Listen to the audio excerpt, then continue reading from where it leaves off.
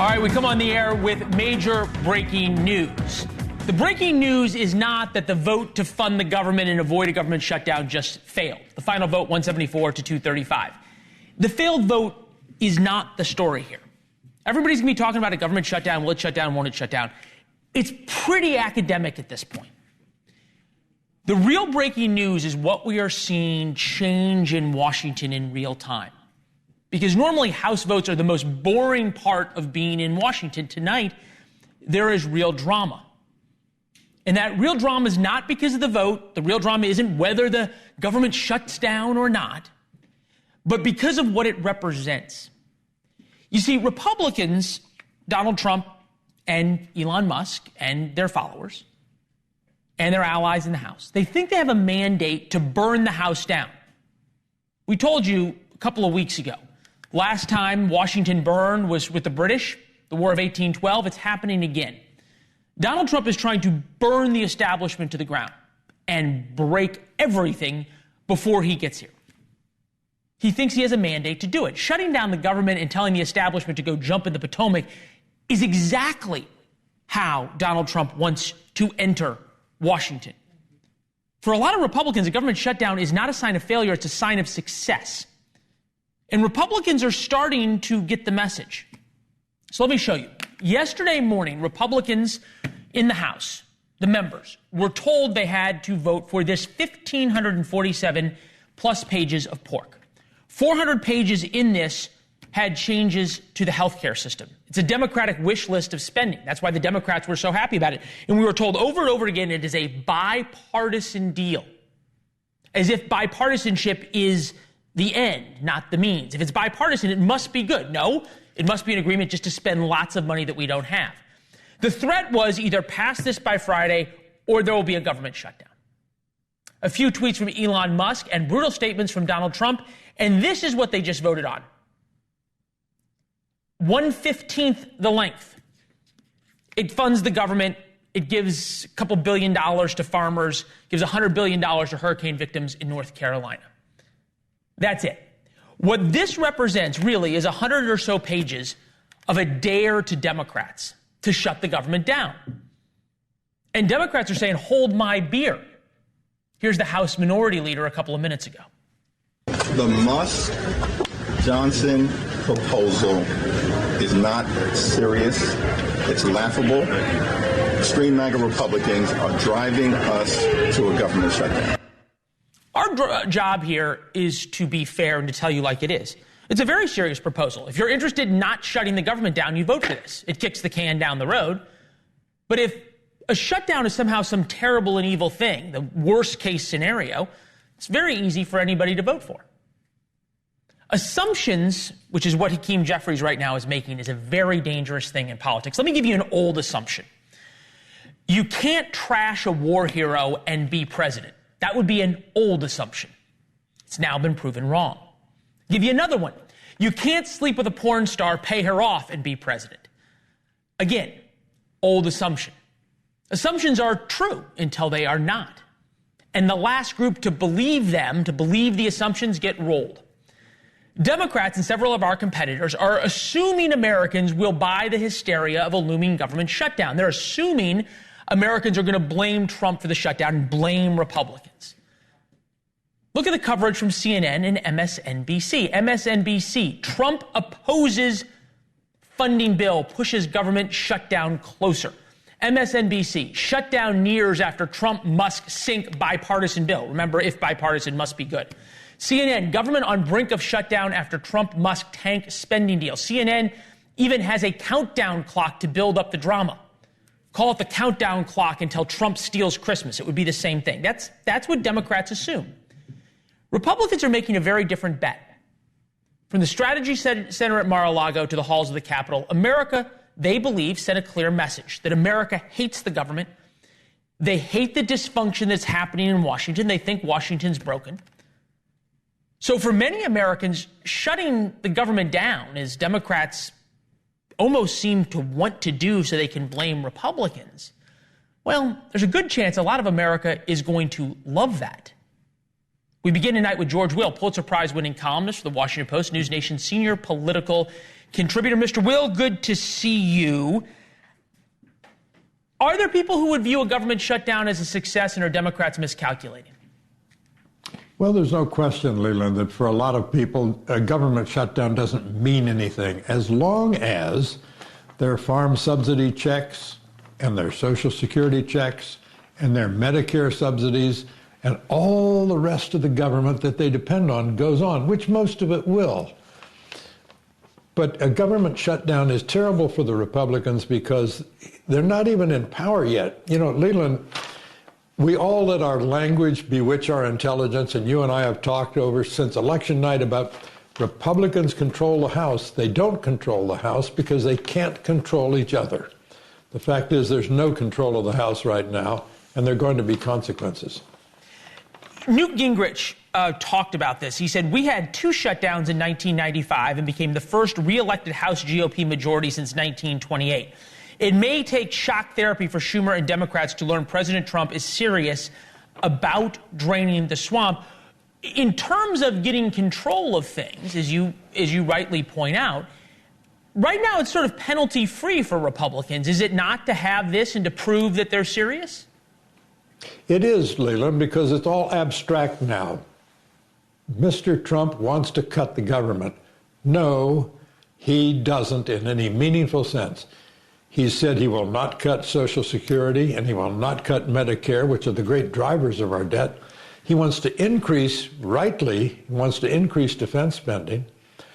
So you could abolish, Leland, every penny in the discretionary portion of the budget and not balance the budget. So the idea that Mr. Trump wants to cut spending in any meaningful sense is preposterous. And he's no different than any Democrat who'd be in his position. This is why we have yet to face up to the fact that the American people in the abstract say, let's cut spending. In the actuality, every spending has a constituency, and the constituency gets heard, and people act accordingly, and the spending doesn't get cut. Well, the spending not getting cut is the one thing everybody can tend to agree on, right? They all agree on continuing to spend. It's interesting where the White House is focused in terms of their response. Joe Biden, nowhere to be seen or heard from lately. But the White House and Joe Biden are not focusing, the White House, Biden, and Democrats are not focusing on Donald Trump. They're focusing their sort of ire on Elon Musk. Take a listen. 2 billionaires, Trump and Musk, who are calling the shots on this and not recognizing that they do not control government right now. For President Musk to come in at the last moment and blow up the deal is just intolerable. North Carolinians are going to get hit hard because of partisan political games from a totally inept Donald Trump and his, shadow president boss Elon Musk. They should remember one thing. The only way to get things done is through bipartisanship. I'm wondering if Elon Musk, to a lot of people right now, is not a hero. Leland, let me make a prophecy. Political prophecy is optional folly, but I'm going to do it. 6 months from now, Mr. Musk is going to be gone. When you heard that Democrat there saying, President Musk, we know what the President-elect Trump was thinking about that. He's not going to share the spotlight. That's not part of his repertoire. Mr. Musk was absolutely crucial to sinking the budget, this spending deal, because he released about 100 tweets about it, at the end of which his sidekick, Mr. Ramaswamy, said, this is how the government is supposed to operate. No, this is exactly how the founders did not want our government to operate, on gusts of opinion. And they lived 2 centuries before Twitter and social media. But the idea that our government should be operated by a few people in Washington generating gusts of public opinion with tweets, many of which, by the way, by Mr. Musk were simply factually crazy.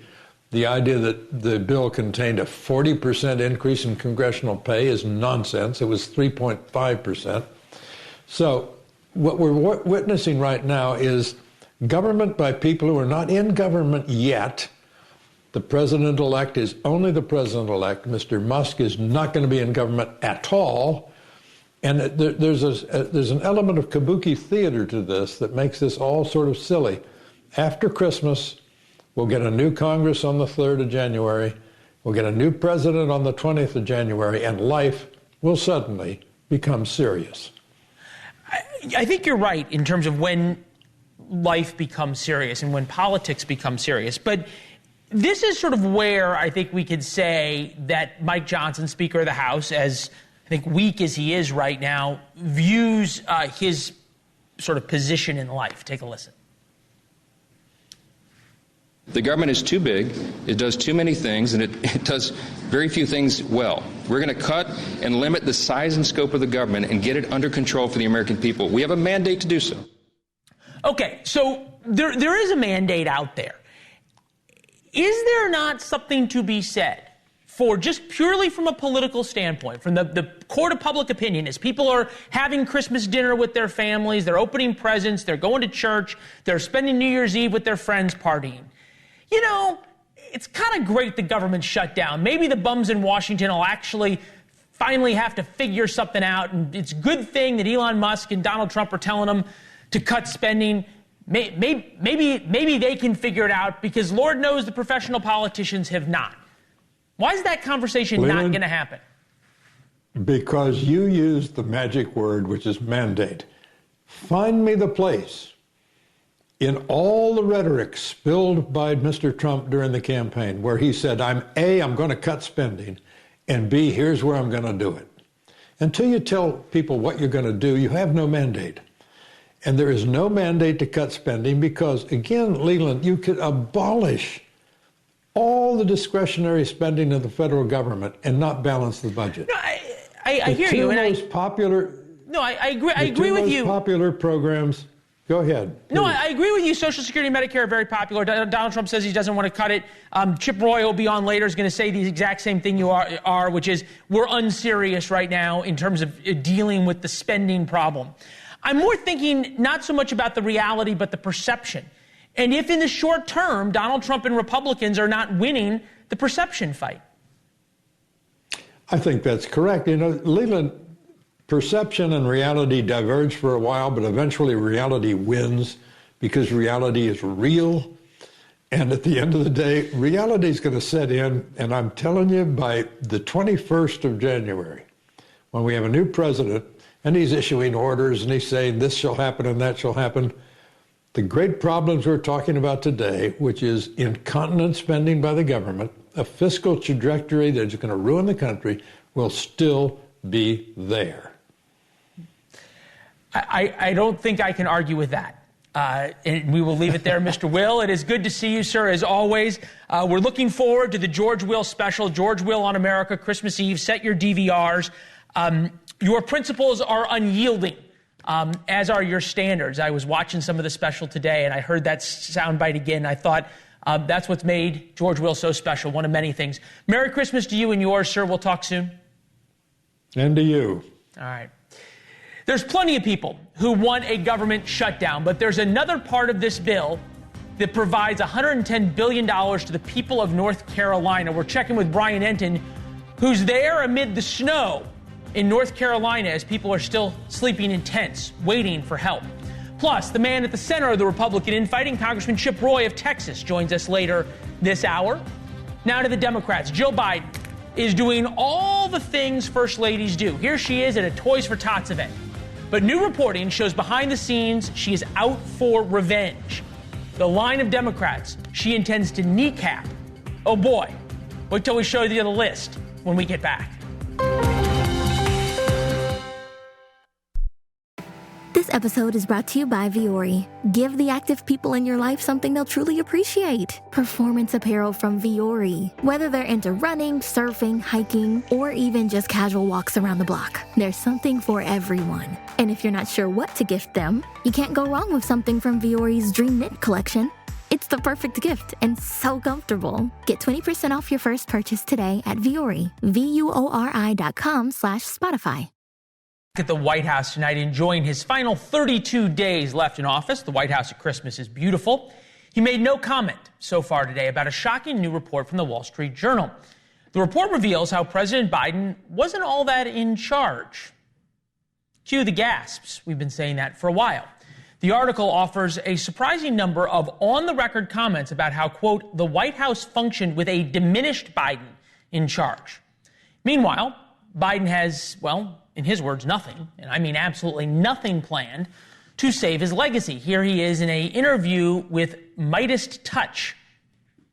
What are you working on right now that you hope to accomplish before the end of your term? Is there one thing that you're hoping to get done? Well, there's a couple things I want to get done. And for example, we're in a situation right now where we should be providing for the funding to make a transition to deal with some of the issues that relate to women's issues. There's a lot of things we should be doing, but we just got to keep talking about them.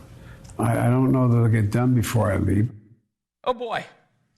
Joining us now, Al Mater, former campaign advisor to Hillary Clinton. Al, good to see you. Good to see you.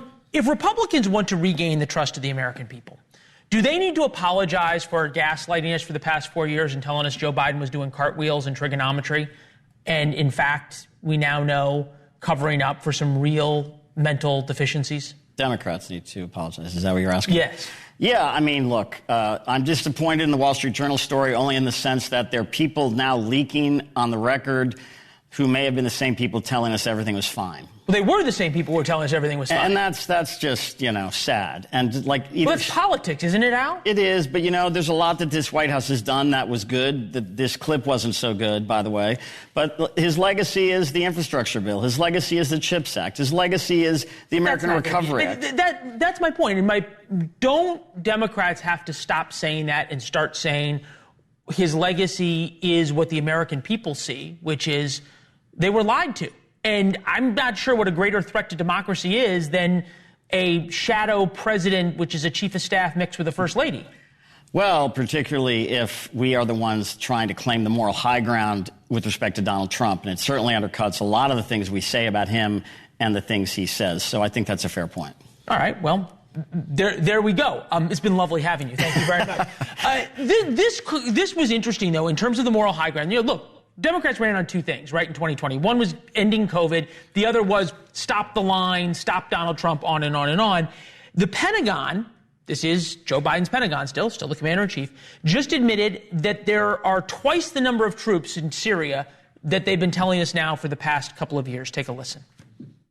As you know, we have been briefing you regularly that there are approximately 900 U.S. troops deployed to Syria.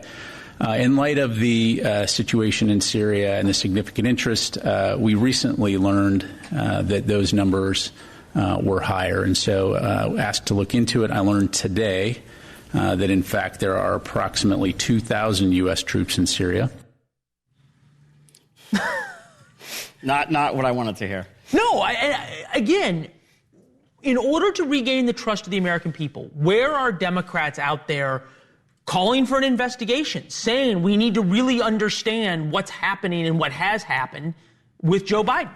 It's a fair question. Look, I think a lot of Democrats are still in denial about the election. They're still infighting as to where the blame should lie, and we need to get past that and move on to being a governing party again.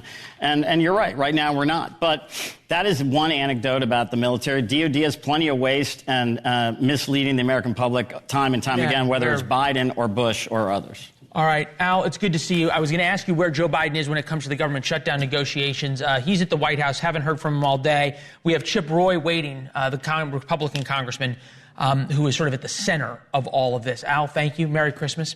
Donald Trump just laid down the law. If Republicans cross him, he will punish fellow Republicans. One very conservative Republican just told Donald Trump, well, come at me. There he is, Chip Roy, the man from Texas. He joins us next. Congratulations, you've added to the debt since you were given the majority again on November 5th. It's embarrassing. It's shameful. This episode is brought to you by LifeLock. The holidays mean more travel, more shopping, more time online, and more personal info in places that could expose you to identity theft. That's why LifeLock monitors millions of data points every second. If your identity is stolen, their U.S.-based restoration specialist will fix it, guaranteed or your money back. Get more holiday fun and less holiday worry with LifeLock. Save up to 40% your first year. Visit LifeLock.com/podcast. Terms apply. The lights on Capitol Hill are burning bright and will be for a while. Republicans cannot figure out what to do because the 1,500-page pork barrel buffet spending bill to keep the government open failed when Donald Trump and Elon Musk came out against it. Then Elon Musk and Donald Trump came out in favor of this bill, about 100 and some odd pages. That failed on the House floor as well. There's been one Republican who's been against both, and quite vocally so. Congressman Chip Roy of Texas stood on principle to kill the first bill. Everybody called him a hero. He was one of the first people to do it, long before Donald Trump did. Then he stood on principle again against the New Deal. And Donald Trump wants to punish him. I'm going to read you something I think you've been read I don't know how many dozens of times so far today, sir. Chip Roy is just another ambitious guy with no talent, said Trump. By the way, how's Bob Good doing? I hope some talented challengers are getting ready in the great state of Texas to go after Chip in the primary. He won't have a chance. Any idea why Trump and Republicans have turned on you? Well, I wouldn't say that. I think, look, the president knows that I support what he's trying to accomplish. And by the way, look, if I'm ambitious for anything, it's to actually cut spending and do what we said we would do.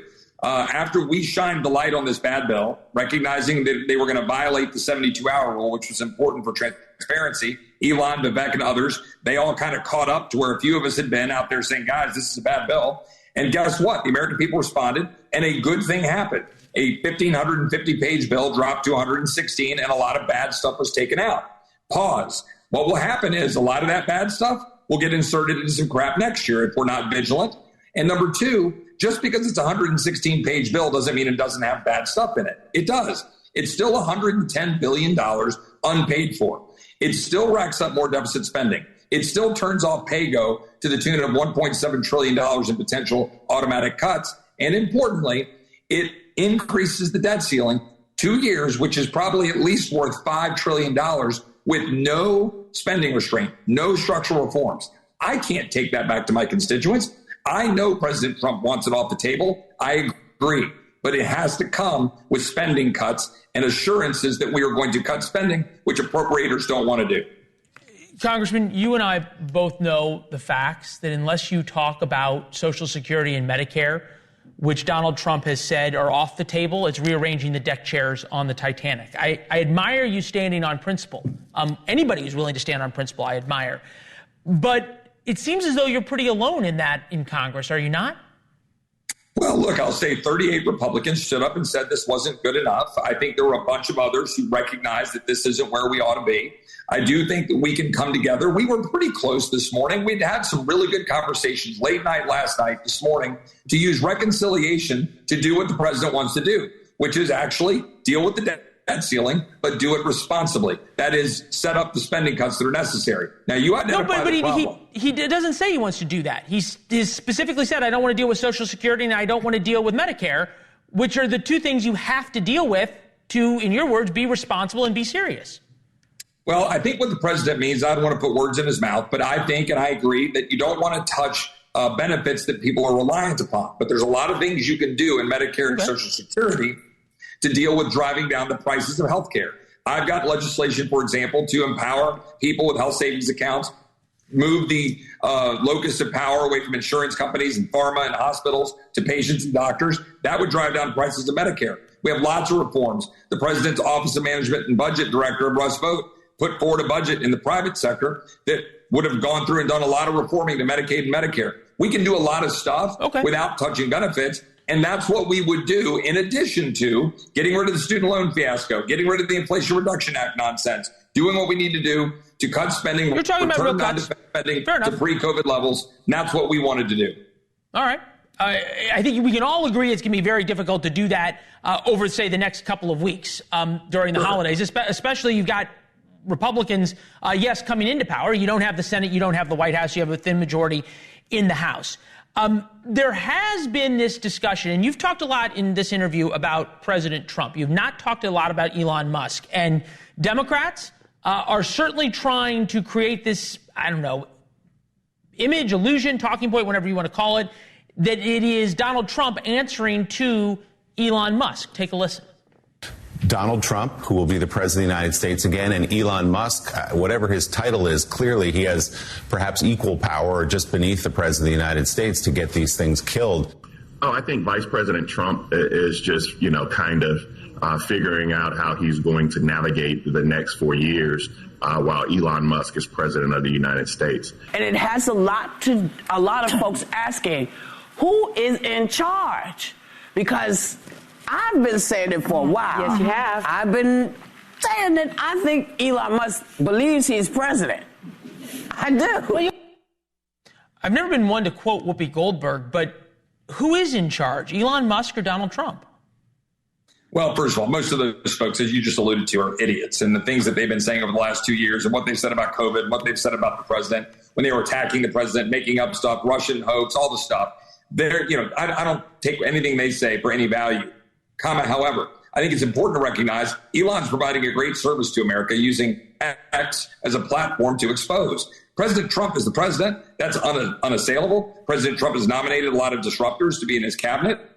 Elon and Vivek are doing a great service to highlight, focus, expose using crowdsourcing, AI, technology, the X platform. That was what drove the changes to the 1,550-page bill down to 116. It was remarkable. I think that's a good thing. Look, it was remarkable, right? The hardest thing, and you've been trying for a while, to kill in Washington is a continuing resolution before the holidays. Yep. They're like cockroaches, and Elon Musk and Vivek Ramaswamy did it in 12 hours. And it was fantastic.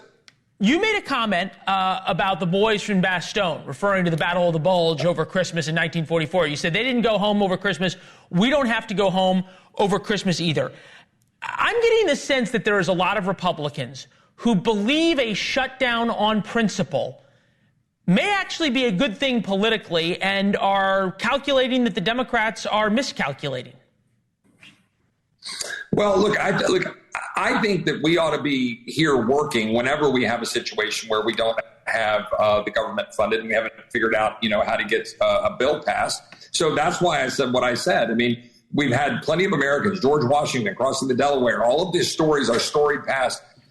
Look, I want to be home for Christmas, but the fact of the matter is we should be here to do our job. If we actually rolled our sleeves up over the next month, we could be fully ready to move a reconciliation package that could increase the debt ceiling, could cut spending, could give us a border package, could get us on a path to actual fiscal responsibility, could set us up for a spending deal in March that could actually be responsible, return non-defense spending to pre-COVID levels, make sure our Defense Department has what it needs, but cuts the waste, and then we can set DOJ up with all the tools they need. We can do all of that. But the appropriators, the big spenders, and the leadership people in this town who have been driving us into a ditch need to get the hell out of the way.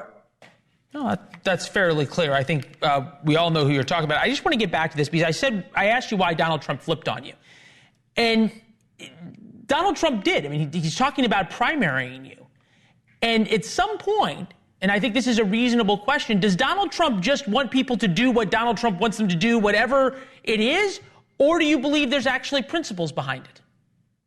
I think the president wants to win. I think the president's frustrated with Congress. I think the president wants us to get a debt ceiling cleared off for him. And I understand why. I have a responsibility to the people I represent, to the Constitution of the United States, and to God. That is my responsibility. I will focus on that. It aligns with the president 90+% of the time. Where it doesn't, I have an Article 1 responsibility under the Constitution to say what I think, say what I believe in a Republican form of government.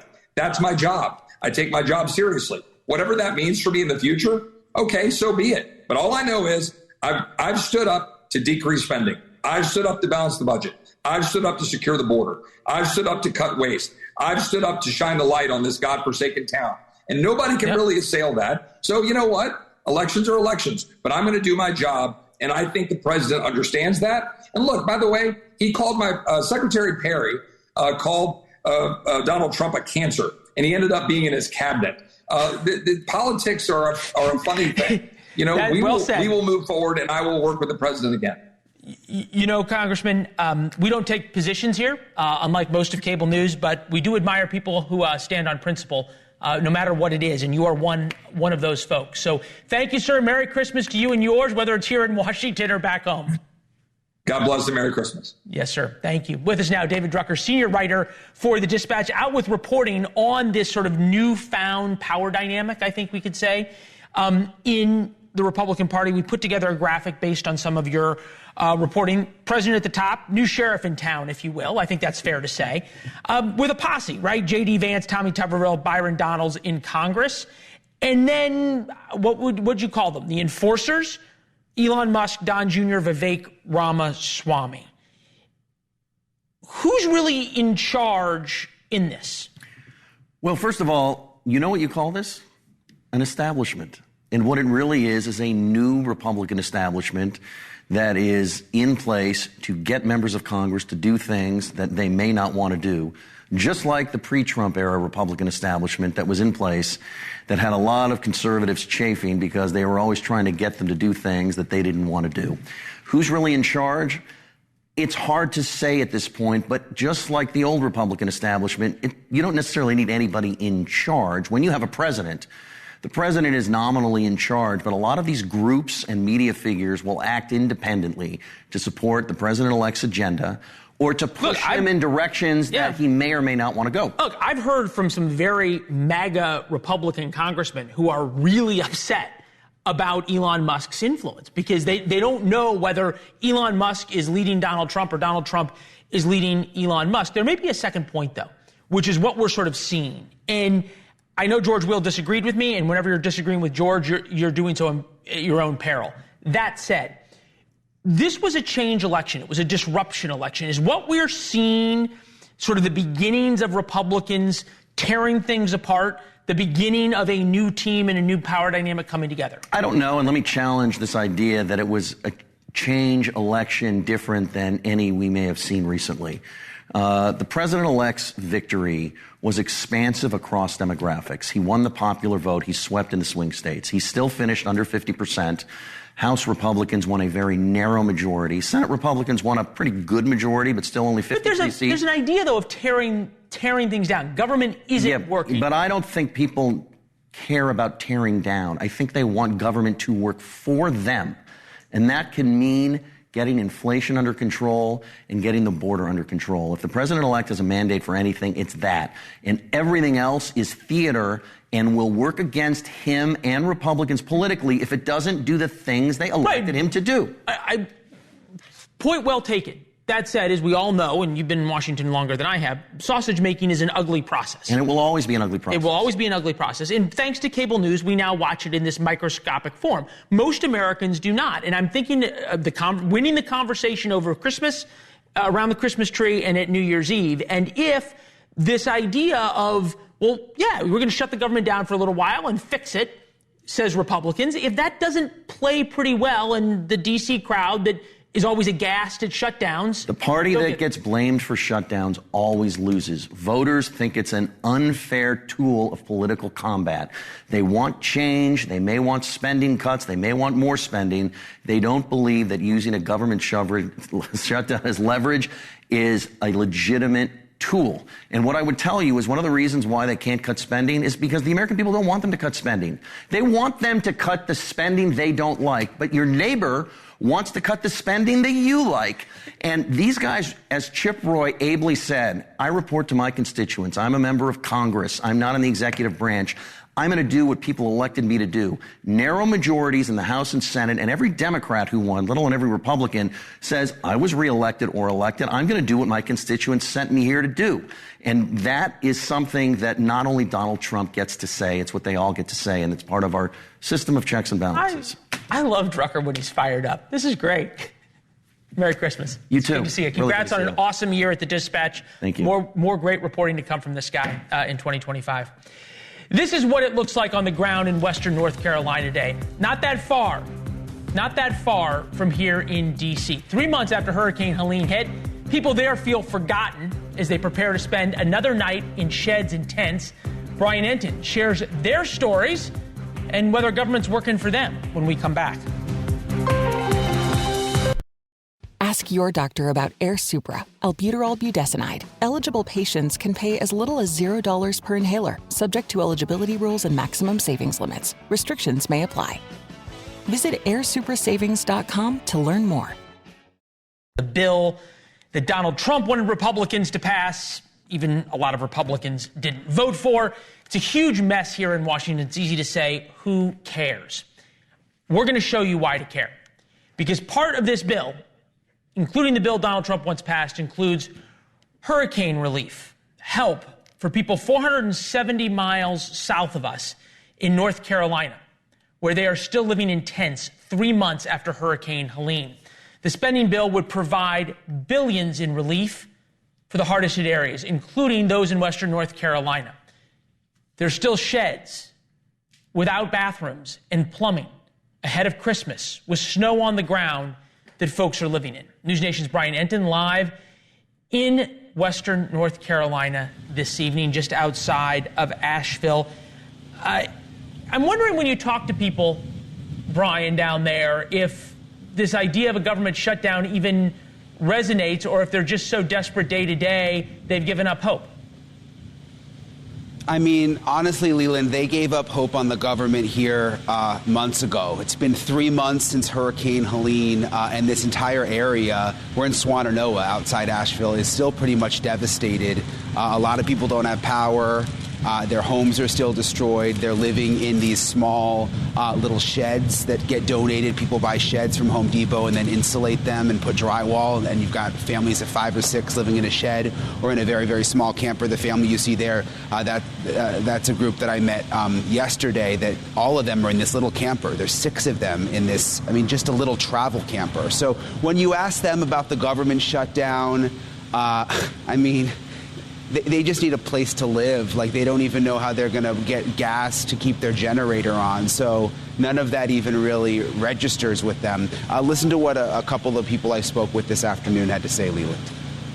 What would you say to the lawmakers in D.C. right now who are fighting about the budget and, you know, nothing's really happening? You know, America first. I mean, spend it on we the people here, the constituents. I mean, look around. You can see, you know, the disaster here. Do you think the government's doing enough? No. And it's so weird, Leland. Before you came to me, you showed that big stack of paper, the bill, but it's just weird to see those papers and think about the people here who just need the help. I mean, it's not even about money to them. They just need RVs. We have a different shot I want to show you of where we're standing. There's a big Christmas tree behind me. There's like this 40-foot Christmas tree that some of the people out here decorated. Can you get your photog to zoom out? With lights. Yeah, I think we have a different shot we can take. Hopefully you can see it. There it is. So that's being powered by a generator. We're in front of it. There's people in tents. There's RVs. It's Christmas next week. I mean, it's Christmas next week, and this is what it's like here, Leland. Yeah, and I can imagine there's a lot of people who have absolutely no hope that if this passes, if they get aid, that the government's going to be able to help them. Brian, keep this reporting up. It's important. It makes us understand what's real and what's important. Enton's going to be down there tonight. He's anchoring Banfield, 10 p.m. Eastern, so the mess in the Capitol still going on, and Brian will be bringing you the stories from North Carolina, 10 p.m. Eastern, 2 hours from now on Banfield. Brian, have a great show. Thank you. Thanks, Leland. Yeah, stay warm. It's cold down there. Snow's coming.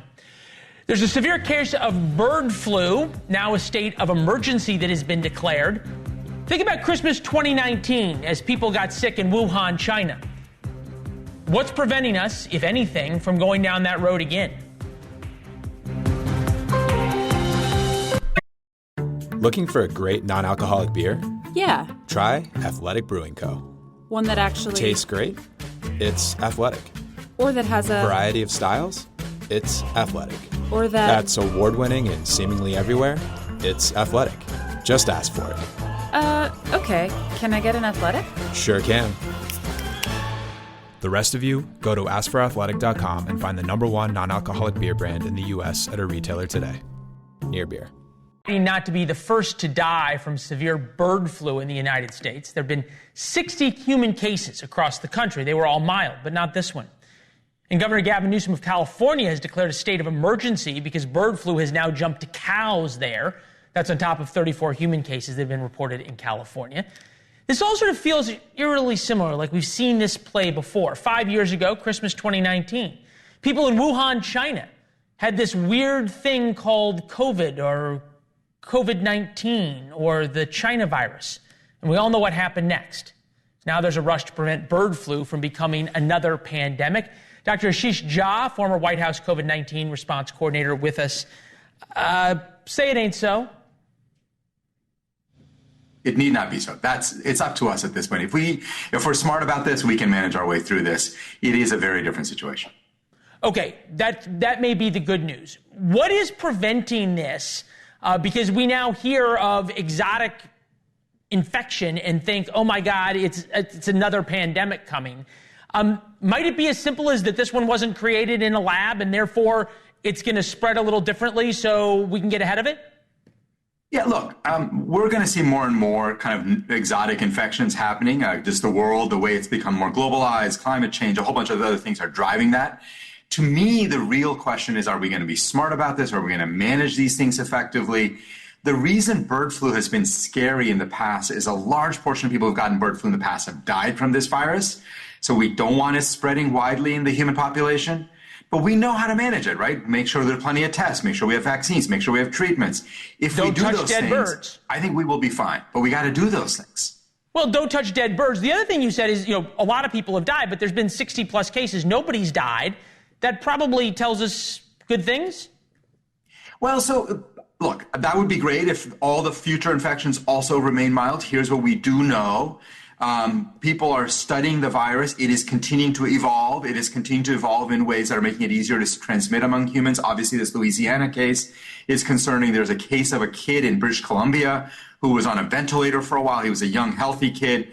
So I'm not as reassured on this as the numbers seem to suggest. We got to pay a lot more attention to this. I'm having nightmares of variants and cases and where do they go and contact tracing.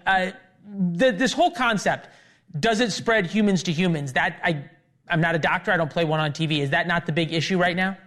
That is the big issue. So we have not yet seen, thankfully, any human-to-human spread. If we can control this virus in cows, and the less we give it an opportunity to learn how to spread among humans, obviously that should be the number one strategy. But we should have a backup plan. If it learns how to spread from people to people, we should have a strategy for how we're going to manage in a way that's not going to be disruptive the way COVID-19 was. Yeah, and I think probably anybody as smart as you are and sort of dedicated to science as you have been, there is a fear, of course, of just how little people trust everybody right now in what's being told to us. Dr. Jha, good to see you as always. Thank you very much. Thanks, Leland. All right. And we're back here in Washington where there is chaos. There is pandemonium. Everybody's talking about, is Elon Musk in charge? Is Donald Trump in charge? Right now, really, nobody's in charge. There's 535 members of the United States House and Senate trying to figure out some kind of compromise. Donald Trump told Republicans to vote for this bill, and 30 plus of them defied him. So that sort of tells you where everything is at. That said, a government shutdown may be seen as a success by so many who are fed up with how things in Washington have happened. And we also have a presidential inauguration coming up. That would be a first, an inauguration during a government shutdown.